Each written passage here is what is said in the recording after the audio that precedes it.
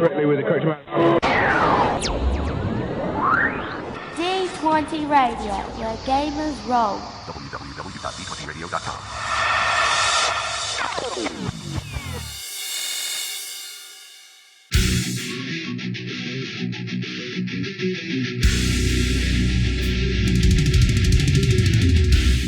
Welcome to Me and Steve Talk RPGs, a podcast where me and my friend Steve try and help you get the most out of your role-playing game experience.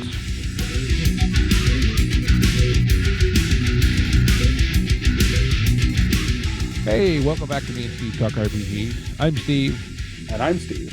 And we're going to talk about RPGs. But before we do that, we're going to shout out another podcast here on the D20 Radio Network. And this week, that is going to be The Wondrous Atlas of Creation's Destiny. Huh. Which is kind of topical because, as you probably heard us mention in the last episode, we're actually in the midst of playing and recording what is going to, hopefully in the near future, going to start being released as an actual play of Exalted, which is exactly what the Wondrous Atlas of Creation's Destiny is all about. It is basically just full of deep dives on lore and setting for Exalted. And now that I'm playing some Exalted, there's a reason they can do what they do. And having talked to them a while back, they've forgotten more about Exalted than I probably will ever learn. Oh yeah. Yeah. I pulled that interview the other day to go back and listen to it because I was like, I want to know what kind of foolish questions we asked back before we knew. Oh, yeah, it's such a fun game. It's such a good game. And they're cool people. Then they are cool I believe, people. Is the main host. And, but it really is. It's a fun game, good show, good people. So, yeah, what more can go you check ask them for? out. Yeah, what more can you ask for? I don't know what to tell you. That also, there's a link in our show notes to the D20 Radio Discord as well as our own Discord. So if you're looking for more podcasts or more cool role-playing people, those are both good places to find them. So check out the Wondrous Atlas of Creation's Destiny. And I think they also win the award for having the longest title of a podcast on the D20 Radio Network. Which they should. So you had come up with our topic for tonight. You wanted to talk about core concepts or core conceits. Yeah. Tell me a little bit more what you were thinking. So this is a me thing, maybe, but I have a feeling like we did that episode a while back about, am I the only one? And I feel like I either do one of two things a lot. I either go into a game without a real good like core concept conceit for the world, or I go in with just that and I don't have enough beyond that. Which both of them are a problem, but for different reasons. Well, yes and no. Being as you and I are both more improv heavy GMs, I think having that core concept or conceit or whatever you want to call it, and I don't know, maybe I'm misusing the terms, but so like I'll actually share one with you, this idea that's been rolling around my head, and I'll share where it came to me from too, because I think that's kind of worth it. But I'm thinking this would work great in some sort of at least semi-modern, urban-ish fantasy supernatural, like Monster of the Week, probably something Dresden Files-y, not so much maybe Call of Cthulhu, but not so much Delta Green, because so you and I have some music in common, and I know you know who I'm going to mention here, a guy named Ray Wiley Hubbard. I love and he has a song, I think it's called Screw You, We're From Texas. Yes. Okay. There's a line I believe it's in that song, no one was cooler than the 13th floor elevators. Okay? Now, and if you've listened to any Ray Wiley Hubbard, he's prone to just have coherent word salad that at least apparently doesn't mean a whole lot. But because my brain is what it is, I stick 13th floor elevators in Google. Turns out they were a psychedelic rock band. Okay, that's as far as that part of the story is involved here. But the named 13th Floor Elevators got me thinking of what would be a really neat concept for some sort of supernatural investigation game. So, what if your party is part of this supernatural investigation group that calls themselves the 13th Floor Elevators? And this is where my brain started kind of doing gymnastics, but I think this would be a cool concept to base a game around because it's moderately common practice, or at least was at different times, for buildings to skip having a 13th floor. So my thought is that somehow this organization basically has pocket dimensions in the non-existent 13th floor of libraries or buildings that are kind of like their operations base or whatever. I guess you could probably do it as a supers game or something. Yeah, I was gonna say there's a lot of options here. There's also that triangle agency, which we've talked a little bit about. They would be a good one to do that in. You could kind of do it with Delta Green. Yes Yeah, and Delta no. Green already has kind of the official thing though. Right. Well, Triangle Agency kind of does too, but you could also hand wave that away. Um, Doing it as like a supers game or like a Mutant City Blues 2 game or um boy, you could do that in a lot of systems. Well, yeah, right, but like I said, this is where like I get a core concept, a core conceit, whatever. Like to me, that feels like a great thing to base a game around, and I feel like that's something. If you give the players that, that's a lot of fuel to build off of. Yeah, I completely agree with you. I'm in the same boat. The only difference I think between me and you is you get that far and then you're ready to play or you're excited to play. I find myself always adding a little bit more to it just because I've run into too many situations where I've gone into situations with like here's a in movies they call it a high concept film, right? Right. So a high concept film would be like a film that's whole conceit is one line, okay? I've done that too many times with RPGs and there's too many sessions in RPGs to just run a game off of one line of an idea. Mhm. So I find myself being like, okay, this, and then also what other little ideas do I have that fit into this? And how can I make this a little bit more complex? And that's how I get around that problem in a lot of ways of like, okay, my core conceit is that what if there's an agency that on the third that has a special key, let's say, that takes any elevator to the 13th floor, that elevator door opens and it opens into their agency, but it opens, portals, dimensions, however you want to do that. Right. Okay, but what does that agency deal with? Right. Right. Right. Like I said, my initial thought was like a monster of the week thing, especially with the new edition Oh, that yeah. has the stuff for the different organizations and stuff. That would be like, or actually, to take this a half step further, what if you did it in some Ghostbusters-y thing, and they were under the guise of a touring rock band? Right.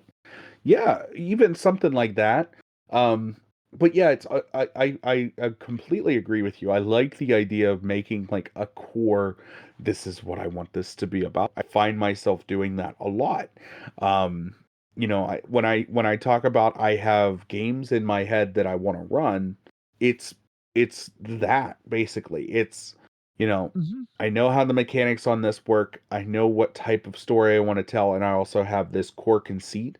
And I know that if I pitch that to my players and then work on that at the table, like as we go, and my players do how they feel this would go, I can feed off of that and back and forth. That is one thing I really like doing is just bouncing off my players. So if I give them a basic concept and they give me 1,000 things back, I'm going to take those 1,000 things, whittle it down to what, intrigues me the most and Mhm. push back that. And if they're not interested in that and they want something else, they'll tell me. You know what I mean? And it's this back and forth. That's a lot of how I run games, is just a back and forth between my players of, okay, so I noticed that they really perked up and enjoyed this part, but they didn't enjoy this as much. So we're going to dial that back. We're going to turn this up. I mean, treading water that we've treaded a million times here before. But yeah, I completely agree with the core conceit thing.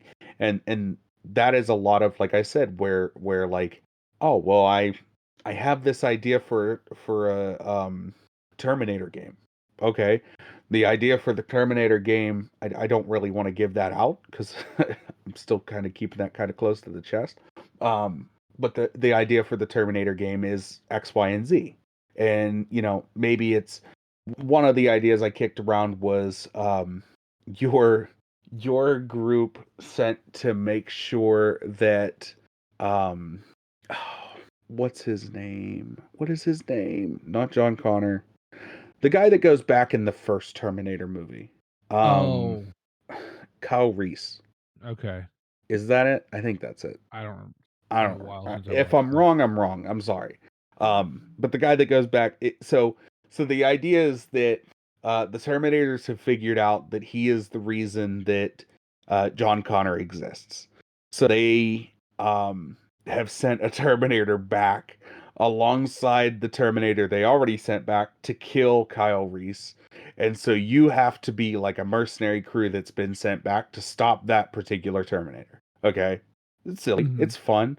I could absolutely see I just love the idea of there being like scenes happening in the original Terminator and there's these idiots bumbling behind like chasing another one. Like I like the idea of like, oh well yeah, you see you guys just like in a mystery machine chasing down this Terminator. Like they keep Yeah. bumping into the Arnold one being confused. Like you're way too old. Like what is the problem with you? Like Well, but like, I think maybe what I was trying to get at is that I think going into a game where you don't have that core concept no, I is that's a is killer. probably yeah, and at the same point, thinking that you can get away with just that concept is probably, unless you have wonderful players that really latch on and are create on their own, can probably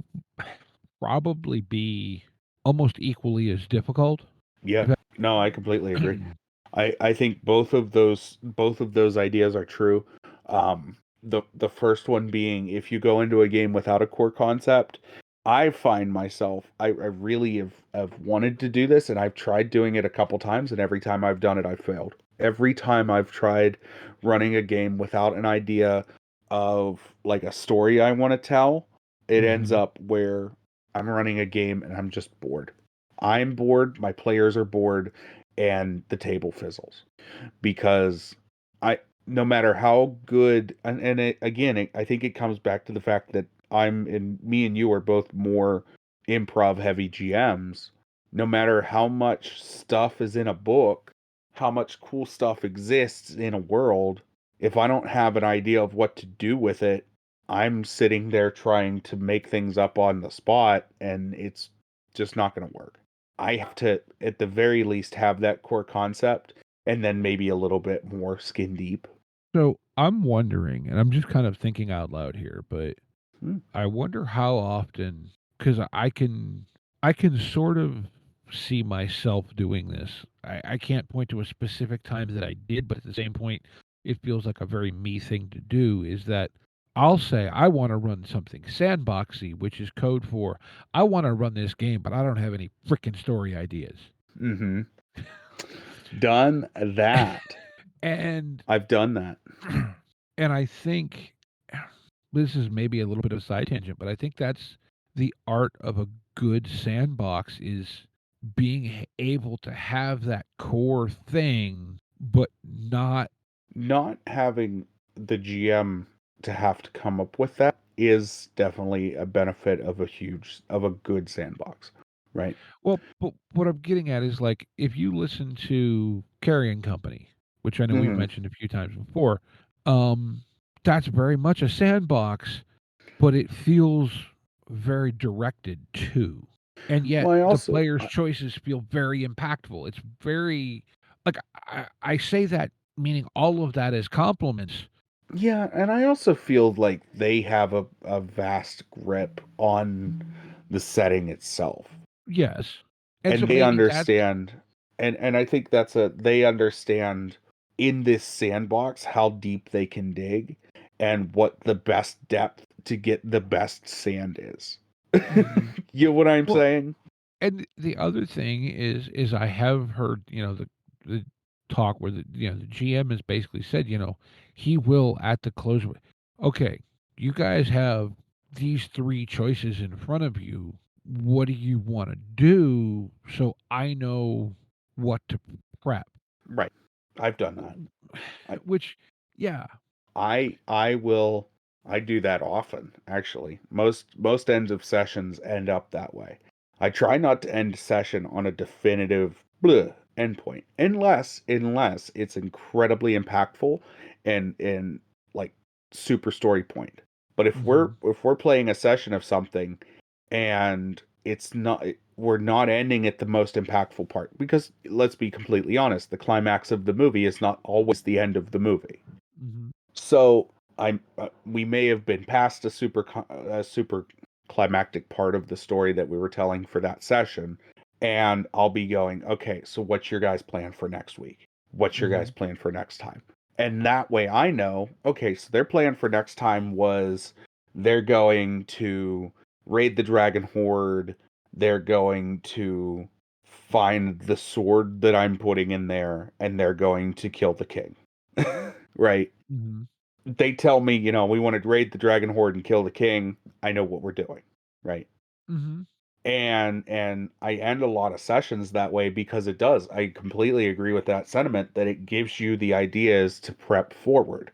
So it gives you the, okay, my players want to do this, so I need to prep this, and this, at least to some extent, right? Like I'm Right. very much a flip the book open and pick monsters and go.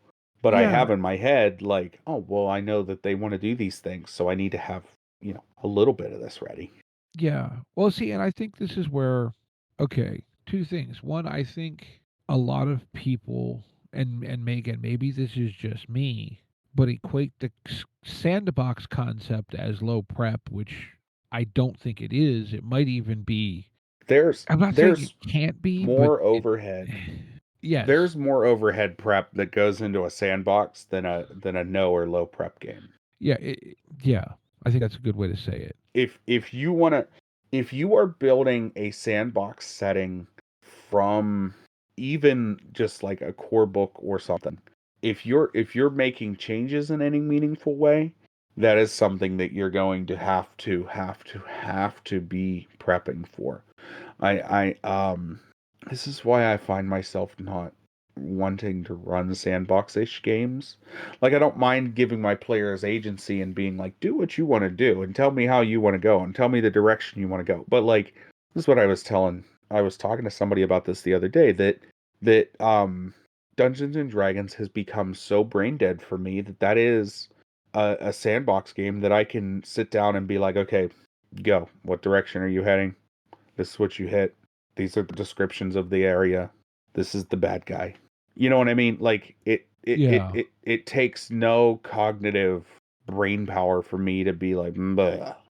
And that's both good and bad. I mean, it's my players have a blast, and I don't feel like I'm that great of a GM for Dungeons and Dragons.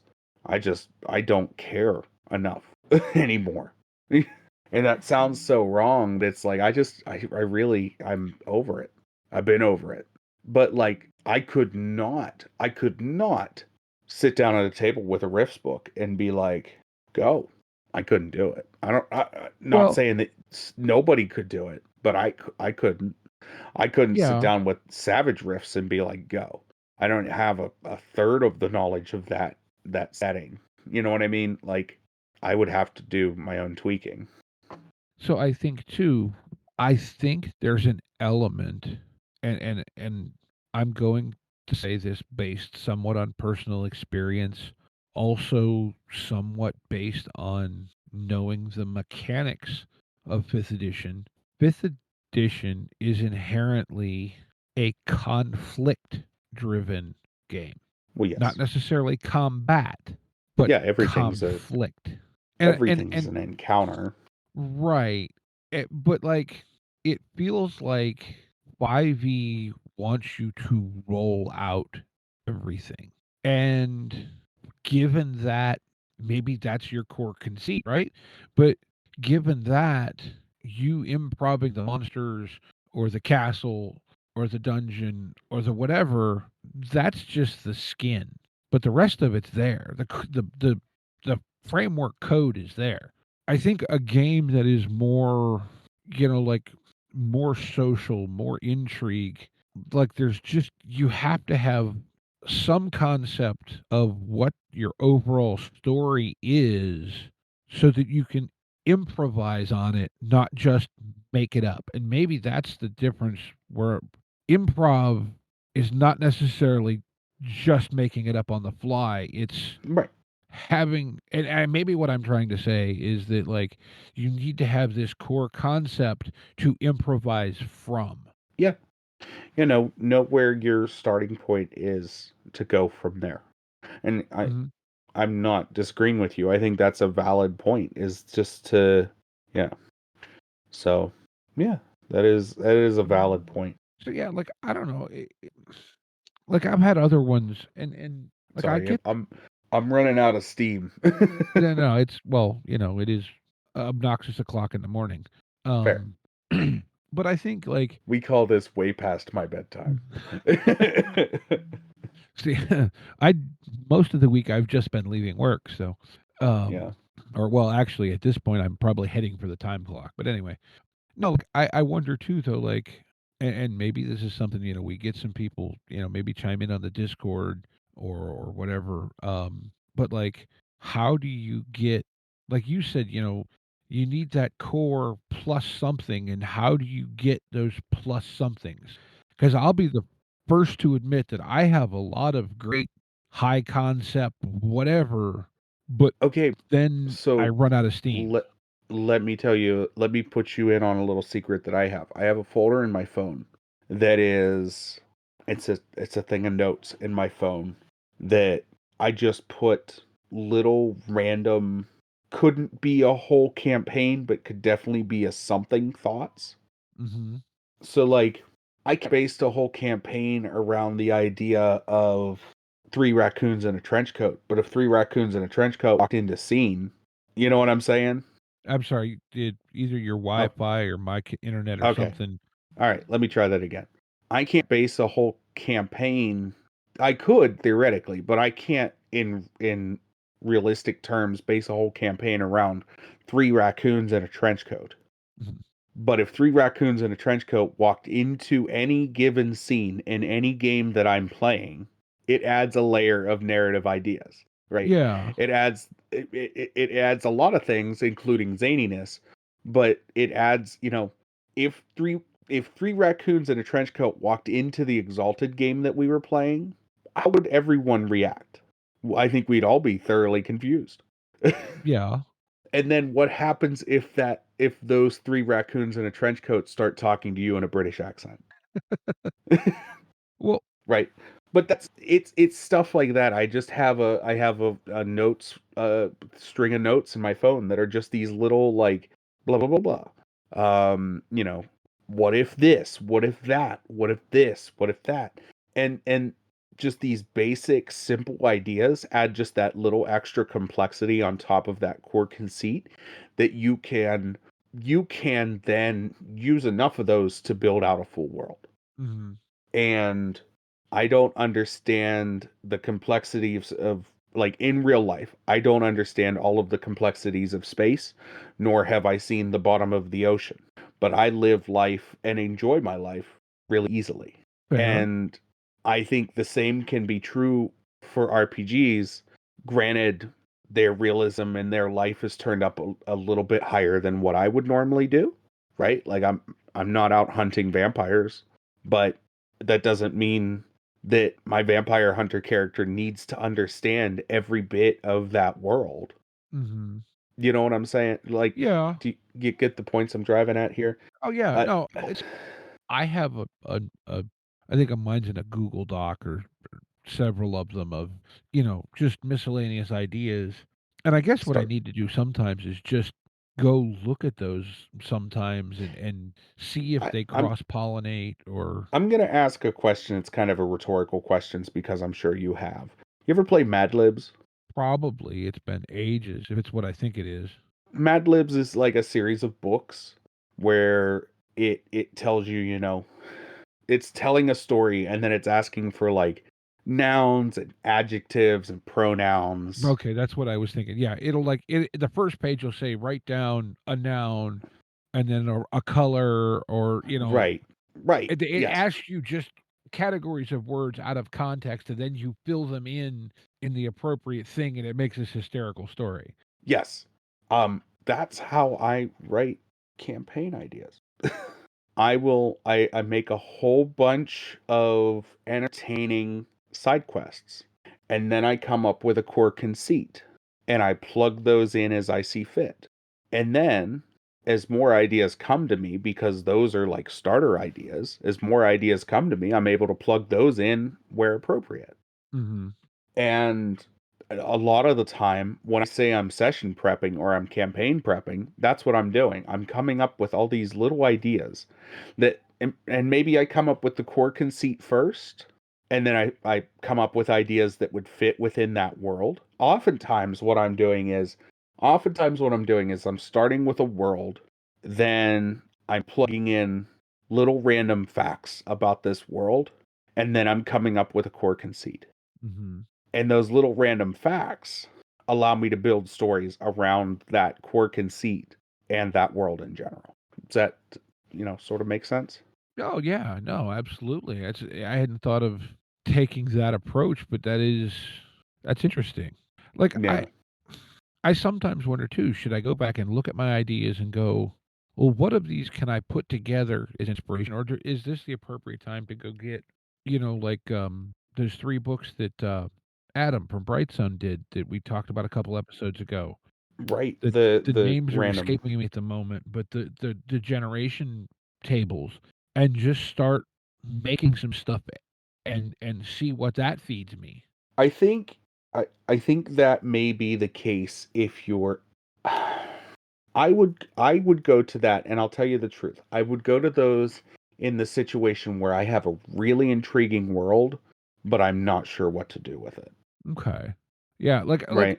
I some of this is thinking out loud and just spitballing, but I No, think that's what that's we do. we do around here. But yeah, no, I would go to that route if I had a really like, oh man, I really love the world of this, but I don't know what kind of story I could tell with it. And then I'd go to the random tables and be like, okay, blah blah blah blah blah. Okay, so I got red, blue, yellow, green, purple. Okay, I can work with those colors. You know what I mean? Right? No, I get what you're saying. Yeah, that's like I guess I mean, I don't know. In a way, I think part of what I have something it's a version of writer's block half the time. Like, you know, I understand. Trust me. um, There's a reason I took some advice from some writer friends a long time ago, which was there's a couple things that I got that was really solid advice. First off, if you hear somebody say something really interesting, like randomly on the street, put it in your notes. It could be character dialogue, it could be something. Just throw, you don't have to rate word for word, but you know, I used to have them. I don't have them anymore, but I used to have ones that were like, why is that nun's hair blue? Like, I don't know. mhm. Why did somebody walk past me saying that? I don't know. I wrote it down though. And then the other thing is, when you have an idea, write it down. And I've been trying to do that. I've been trying to like, oh man, that's a really cool idea. Do, do, do, do, do, do, do, do, do. And if I look the third thing is look at your notes. Right? Which is the mistake that I always make. I always take the notes, always write them down, but I never look at them. So I've been going back through and reading through some of my stuff and trying to implement that with my gaming. Mhm. So, Yeah, but yeah, that is probably something I need to do more in general, just because I have a feeling that what do you want to say? I write them down, but then I don't go back and look at them. and yeah. Well, see, and maybe you had an idea that you could have elaborated on a year ago, and so you made a thought, and you go back to it now, and you're like, I don't know that I can really do anything with this. Well, then that goes out the window. You know what I mean? Like, if you don't have any inspiration from the thing you wrote down, and you don't have any ideas on how to make it more complex, then chuck it. Yeah. No, that's fair. But yeah, everything is subjective, and everybody's going to do things a little differently. But yeah, I think it's valid. Um, but with all that being said, any final thoughts on this? No, I think we've kind of explored around some just general like food for thought. Yeah, Yeah. Do you have I apple think you cores in your found the name of sandbox? the episode. What? I said, do you have apple cores in your sandbox? Oh, well, with all that being said, let's go ahead and move into game of the week. Woohoo! Game of the week. Game of the week. Game of the week. My game is called Kremen. Kremen? I don't know. You go to the right channel. Did it go? Oh, Yes, yeah. it did. Kremen. Okay. I would say Kremen because it looks Kremen? like Kremlin without the L. Yeah, I kept wanting to say Kremlin, and it's not. Um, so it's based on a cult hit comic book. It's a superhero adventure on like the largest scale imaginable. It seems like, I don't know, I'm gonna be completely honest. What got me was the cover art. That has very like Riffs vibes, like that art style that was so prominent in Yeah, some of the early Riffs I was books. thinking like Iron Maiden album covers, like. Yeah, yeah, But that it too. seems like a almost a super powered superhero game. It just really seems neat. As the more I was looking at it, it's pay what you want. This is a playtest version. It's a pre-release alpha version of the game. But I don't know, it looks really cool. Like, It it definitely is a concept for yeah. sure. Um You know, the like Yeah, like the idea is it's a cult hit comic book. It's a superhero adventure on the largest scale. Explore parallel dimensions, learn universe's mysteries, fight the powers of both darkness and light in the name of humanity and freedom, or just go wandering among the worlds, seeking out fun and adventure wherever you can find them. And it's got this very 80s RPG vibe, and I don't know. I like it. I dig it. I appreciate games that feel like older games, and that's what this feels like. And boy, you cool. can't go wrong with a pay what you want 900-page RPG. Like I don't know. Holy crap! I didn't see the page count. Holy 836 pages. Yeah. So wow! that is mine, and it's going in the cart. Going in the Right? cart. But yeah, what do you got this week, Steve? So, hang on, I'm checking out. I was doing that same thing. Uh, Oh man. so this is maybe a little bit low hanging fruit, but it also actually ties into kind of how we were kind of wrapping up that episode potentially, the episode potentially, and that is so my game of the week this week is the latest release from Scene Nomine Publishing or Kevin Crawford, that being Ashes Without Numbers. Yes, So yes, yes. I was the quick description. Oh, hang on. I'll do the link thing that I always think about and forget to do. Yeah.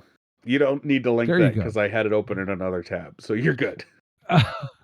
um, the listing is the old world burned, whether in the glare of nuclear fire, the arson of a civil war, or the blood sweating fever of an undead plague.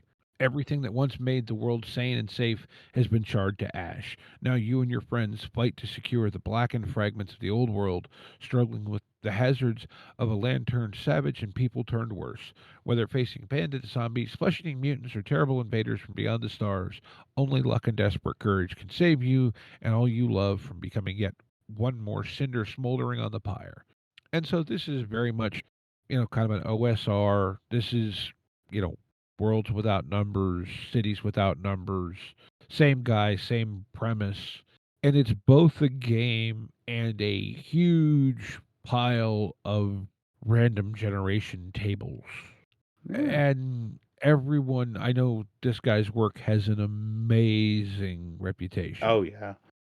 Yeah. Um, Stars without number, cities without number, all of it. And now Worlds Without Number. worlds without number, and now this ashes without number is it's talked up so well. And I it's impressive. It is really truly cool. Yeah.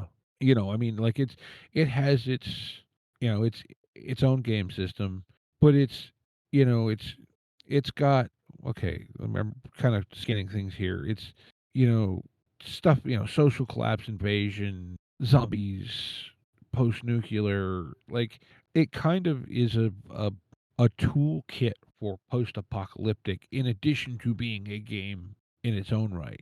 And I think Kevin intentionally writes these that way. Like he doesn't like, okay, here's a game if you want to play his game, but here's tools if you want to play some other game. Mhm. I dig that about those because I like having games that act as tool sets, and I like having tool sets that act as games, and those both, yeah, But yeah, I mean, and like this literally just dropped I think like today a or week ago, yeah. as we record a week ago. So, week and a half from when anyone hears this, roughly. But yeah, I mean, I desperately need to get some of his stuff that I've been on.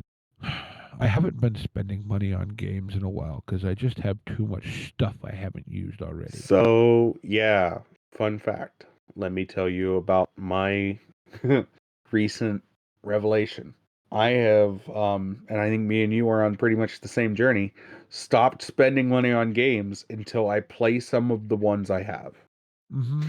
And I'm trying to, not necessarily always successful. I mean, I am pretty successful at the current moment. I'm playing 2 of the games that I've been wanting to buy, but haven't broke down and bought yet. But see, here's the thing.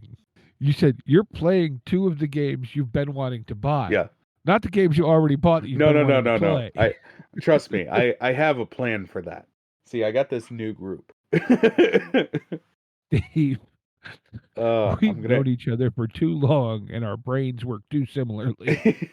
got a plan for that. I got this new group, and I'm gonna inflict some pain on them as I run a whole bunch of games that I have that are like one pagers and ridiculousness, and be like, all right, guys. So this week we're gonna play, but yeah. But no, Ashes Without Number. I mean, the PDF's $25, Oh yeah. roughly 300 pages of exactly what you'd expect from Kevin Crawford in a post-apocalyptic flavor. Worth a pickup. Mm-hmm. And with all that, we want to remind everyone, Discord, now YouTube, Mm-hmm. Patreon. Yes. Patreon, YouTube, and Discord. don't forget, if you buy like anything, and subscribe. well, yes, like and subscribe. But if you buy anything from Drive-Thru RPG, use our affiliate link. It doesn't get you anything, but it kicks us back a little bit. Mm-hmm.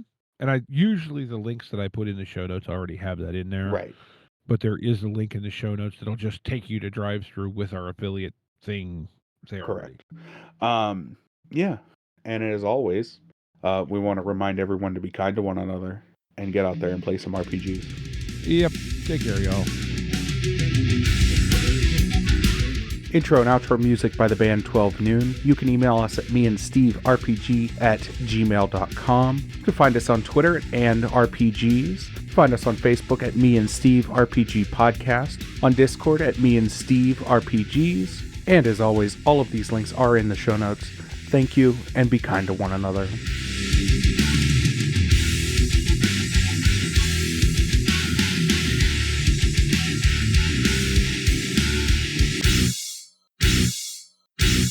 How much for the cigar? Cigar, $20, dog. You gotta go down the street to the store and buy that.